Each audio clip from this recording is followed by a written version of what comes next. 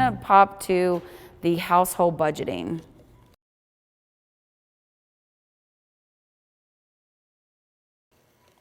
All right, so household budgeting and personal finance. And I feel like this is just a really important topic when we're talking about financial wellness of the farm, because your home and household needs to have good financial wellness, right? I mean, you need to know how much does a farm need to make? And that's one of the things we talk to new farmers about. Traditional farmers, it's like how much does a farm need to make to keep the household okay, to meet what needs to be done. So we're going to talk a little bit about what goes into a credit report. We're going to talk about how to sort of create a household budget. We're not going to go super in depth with this. There's lots of templates out there. There's lots of help in putting it together. But I really think that the financial success at home and for the business will be the ability to control day-to-day finances to allow you to pay debt, start a farm, and enjoy life. That sounds pretty good, right? Pay debt, start a farm, enjoy life. So a budget is an activity of really balancing income and expenses, all right? So you need some type of way that you're gonna organize your income and expenses and figure out what that household budget is. And whether it's talking about a household budget, where it's talking about diet plans and you write down everything you eat, it is something that you have to sit down and think about and do. And from a personal standpoint, this has really worked for me in paying off some debts, I had some school loans, and I wanted to pay extra, but it was like, a couple months, I paid too much on my school loans, so I had to dip into a savings, right? So it's like, how much can I pay if I want to pay extra, or I want to at least meet my goals? Can I plan for this trip? Can I plan for this retirement? Any of those type of things. So calculate income, track your expenses, and analyze necessary spending. And I like to think of it as sort of, what is essential, non-essential, or your needs and your wants, right? We all have those. So what are your budgeting tips? What I would say is to start now. Decide on your categories. Is it, groceries, car payment, utilities. I break my utilities out. I've got, electric, I've got propane. So I like to break those out, cable, cell phone, break all of those out into those categories. Write them down and start to track those expenses. And again, year after year, they get a little bit better, where, I just had to turn the heat on. And I hate turning the heat on, but I knew it had to happen at some point this winter. So I know my utility bill is going to go up a little bit, right? Because of that seasonality. There's lots of templates out there. If you do some searches online, you can get some really cool ones. I have mine just in a big chart, and I just write them down and input them every month. Your essential are sort of your fixed. So that's your mortgage, your rent, your insurance, your debt payments, your taxes. Those are all those monthly payments that are coming. You know exactly how much they are month to month. Then you've got your variable. So that's your maintenance. It's when you turn the heat on this winter. How much gas, are you traveling more? I'm traveling a lot less these days. So we've been saving a lot more in gas, but guess what? Our groceries went up. So, think about those variable expenses. And then some things that are non-essential. So, are there entertainment activities? Is there, a new sweater that you want? Something like that might be a non-essential. All right, so let's talk about possible expenses. And I made this really cute graphic here of just lots of different things that might be on it. Maybe it's medical bills. Maybe it's pet food. Maybe it's the internet. We increased our internet speed this year. Maybe it's credit cards. Garbage. When we're renegotiating with our dumpster all the time. So, that's a big expense. That's a huge expense, right? So, that's something that I have not found that in a template. I will tell you that is trash removal. I don't know why they don't have that on the template, but that is part of my monthly expenses. Subscriptions, anything like that. So just think about those regular things that come out, and again, getting a good idea on what those household are. So now that you know what your expenses are, analyze what can be cut out, what can be negotiated, what could be reduced. Think about that. I've thought about reducing my cell because I'm not traveling as much. I'm on Wi-Fi most of the time now, so I could probably reduce my my Verizon bill. So just think about those type of things. Balancing income and expenses. You want to use automatic transfers if you want. There might be a time of year or something that you want to save for.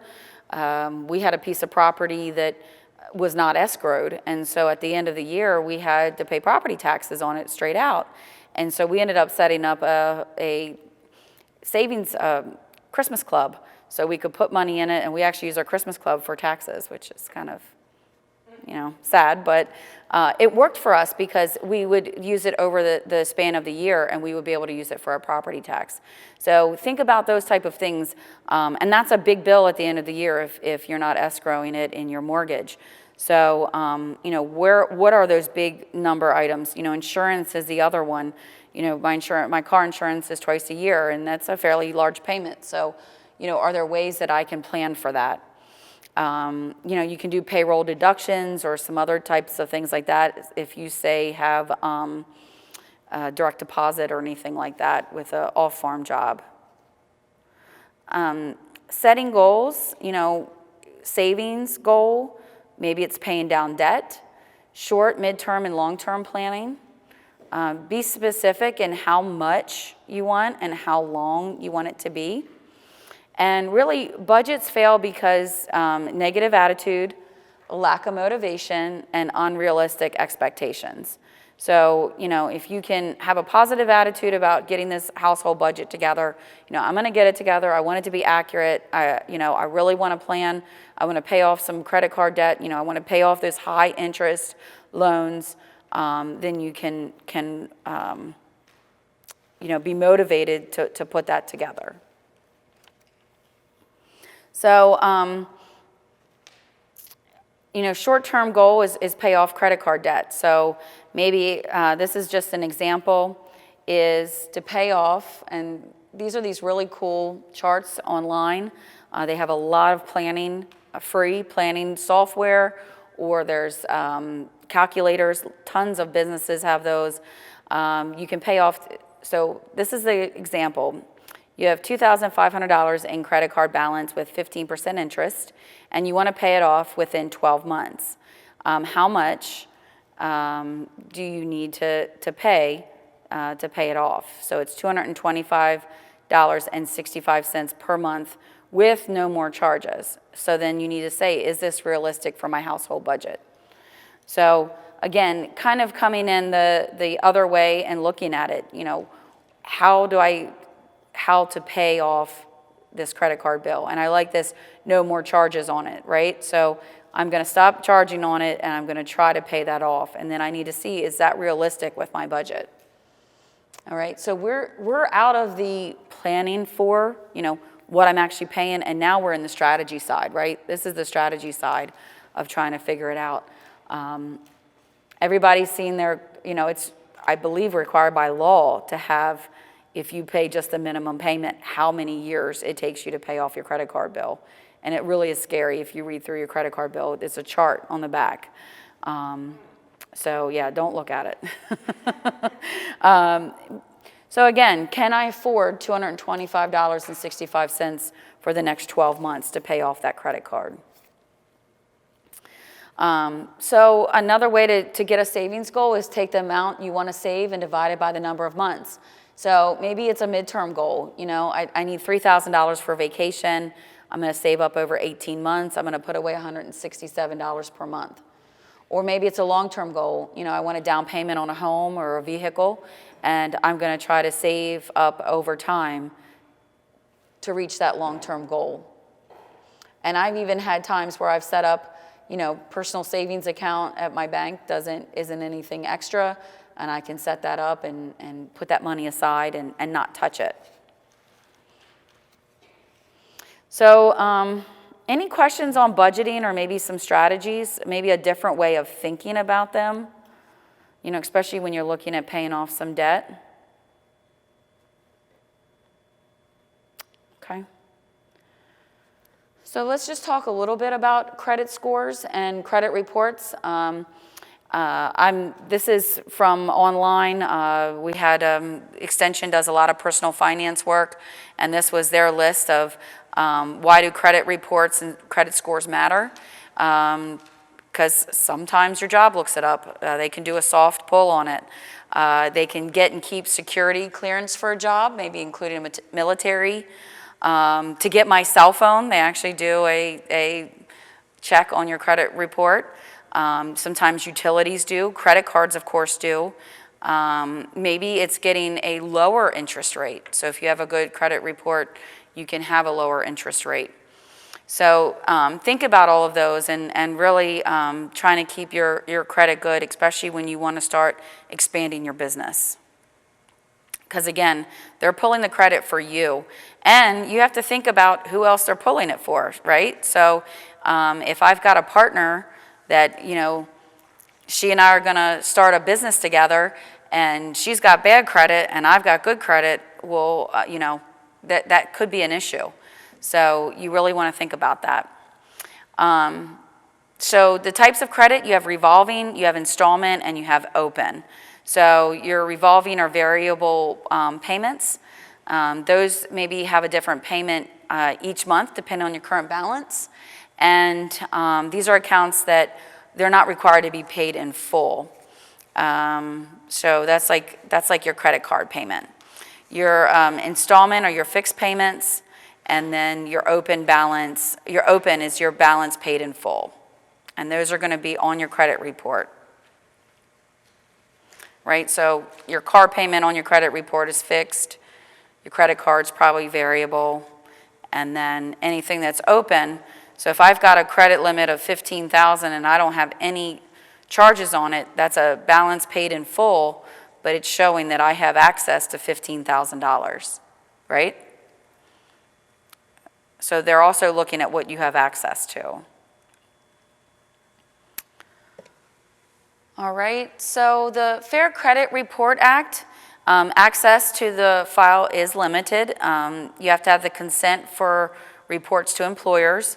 It may limit pre-screen offers for credit and insurance. You can obtain a security freeze. You can seek damage from violators, and victims of identity theft and military have additional rights. So, people are, if you're a junior or a third or have a very generic name, you may want to be checking your credit report. You should check it on an annual basis anyway and get it cleaned up. So that would be probably one of the first things. I said the balance sheet was the first thing you do. Probably checking your credit report is one of the first things that you want to do. And you can get it for free. You can log in, you put in some security pieces, and you can get actually 3 different ones from 3 different companies. They look at it a little bit differently. You have some points that are off, but once every 12 months you can get your own credit report.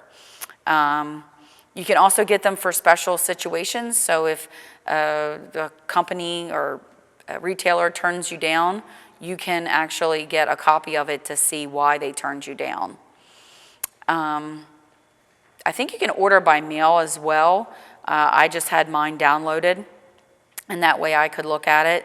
And there were a couple of things that were wrong. There were a couple of things that I was like, I really need to close this because I haven't done it in a while. So this is one of the things as you're working with a lender, I would definitely work on cleaning up. This is sort of what the page looks like. Let's see, married couples, you can order your individual credit reports separately. So each one of you would do that. And again, all 3 of those are, the 3 down here, you can get either one of them or all of them. So that's the 3 different bureaus that provide credit reports. Has anyone done this? Pull their credit report? Okay.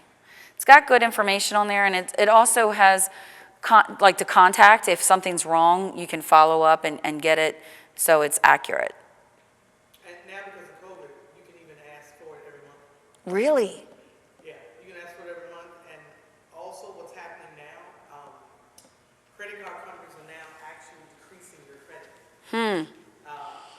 If they feel like you have more debt. Right.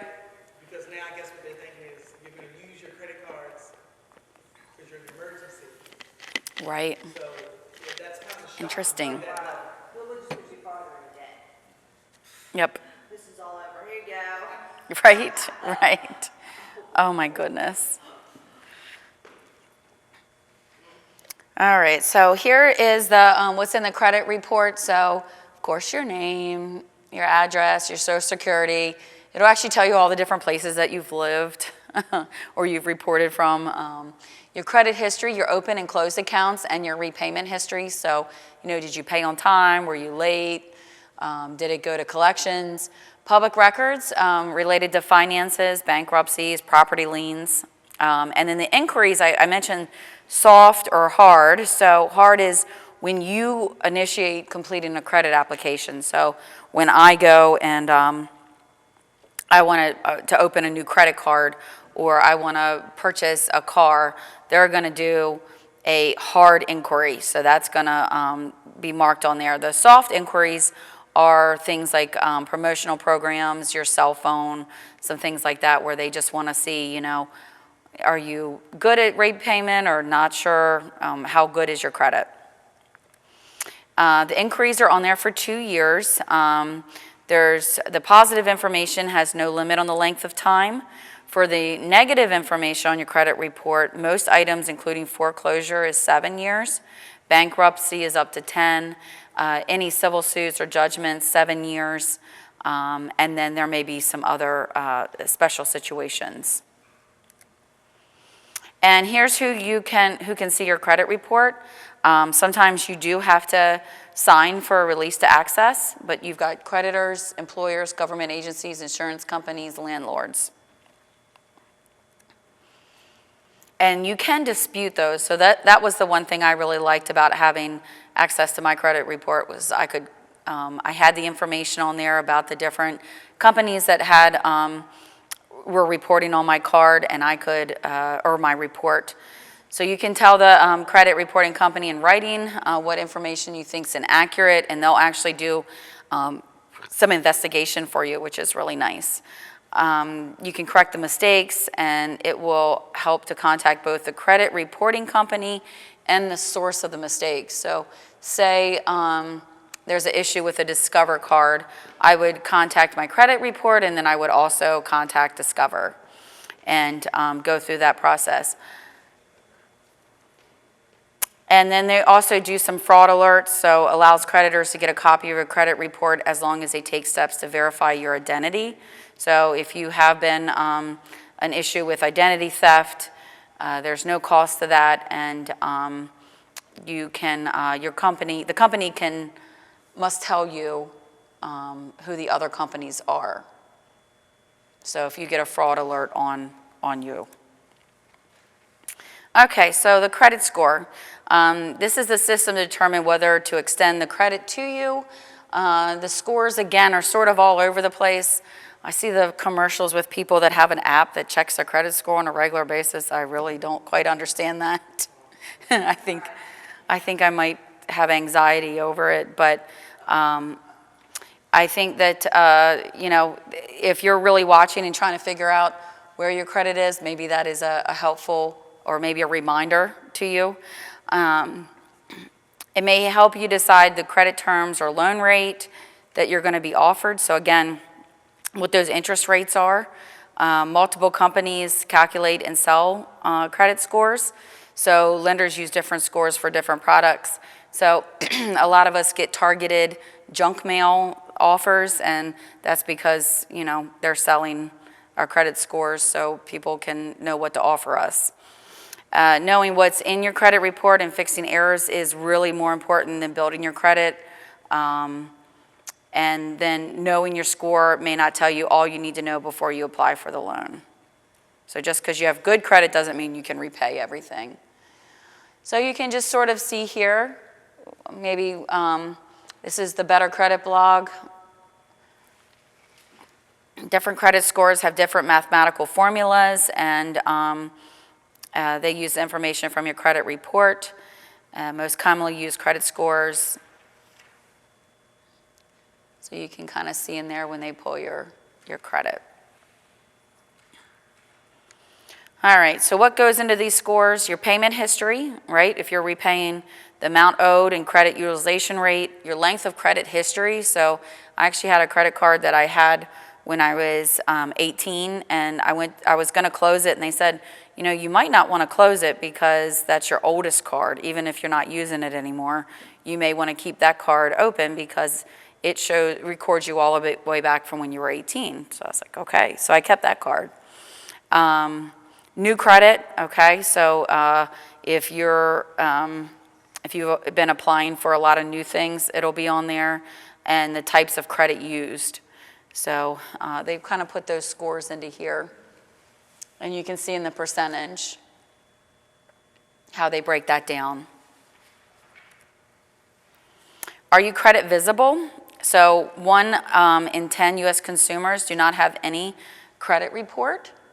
And another 19 million people have unscorable credit records. Maybe it's insufficient credit history, older files lacking any recent credit history. And that's one thing that we've talked with, my husband and I have talked about opening up our kids just a credit card so they've got something they could make a couple purchases on and pay back just so they can start establishing some credit. I know people that have done that for kids for like loans, you know, taking out a small loan so they could at least establish a card and start to become some financially responsible. And so people that pay cash for a lot of things, we were doing some programs with watermen, and there was a number of them that they paid cash for everything. I mean, even their boats, they didn't get loans for that. So pulling their credit score was really, they weren't able to do it because they didn't have a credit report. So think about that as you're trying to build that credit and that credit history. How to improve your score? Make sure, first of all, the information on the credit report is accurate, all right? Make sure it's you. You know, people that are juniors that have had that problem, the junior, senior, third, if they've got the same name, often, you know, it's the same address or was the same address at some point, they can get mixed up. Pay your bills on time every time.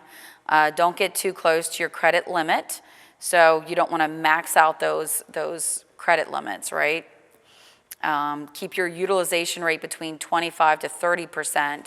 And that means that of the credit allowed, you're in that 25 or 30% of using that credit. A long credit history helps your score, so be careful in closing accounts. Only apply for credit you need when you need it, and it's really tough when they're like, you get an extra 20% off today.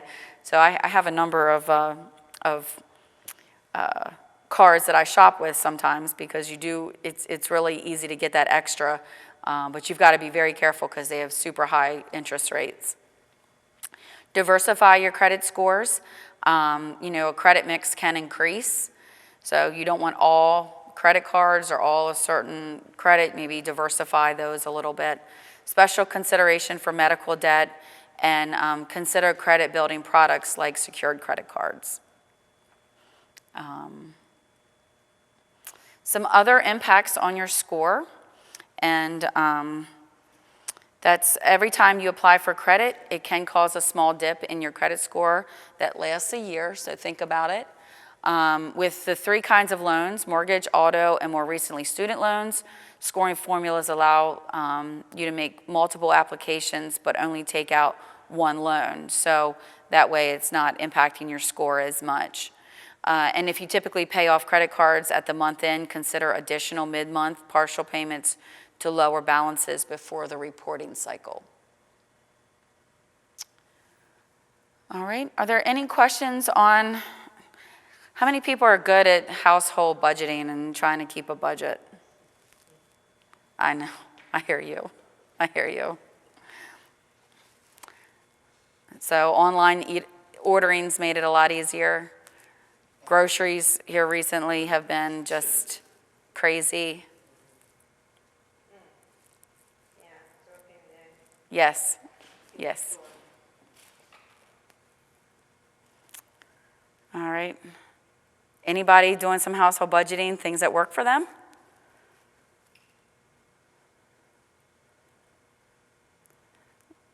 So putting together some kind of income, knowing when payments are due is really important as you start to create that balance sheet and look at your farm profitability. Does everybody see how that sort of goes together?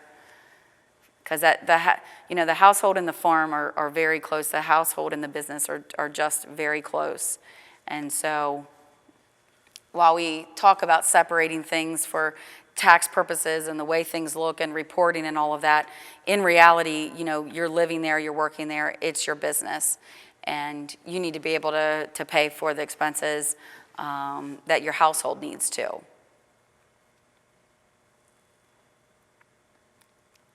So budgeting came really important to us a couple years ago when we were building and trying to pay off some things. And it was like, there were a couple months where we were really short because we were like, we're trying to pay off extra. And I was like, we need to be able to be better at budgeting so we know exactly what's coming due, when it's coming due. And if we wanted to pay extra or move some money around, we were able to do that. And so I've been using a chart for the last couple years and more in this last year, and it's worked much better for us. Groceries still kick it off the charts, but I can plan for the other stuff pretty good. All right. Well, that's all I have. Next week, we're going to talk about putting together the record-keeping side. And I don't want to sound like a broken record, but taking the time to put all of these numbers together. I think once you start looking at things and you see some payoff and you see some rewards from that planning, it makes it really worthwhile in taking the time to put it together into some kind of plan. So if there's any individual help that anyone would like, I'm happy to help with that. I'm happy to share any templates. A lot of what I use is in Excel. I don't use anything super fancy. I just keep adding columns and rows and make that work. I like to do mine on my budgets. My personal budget is out on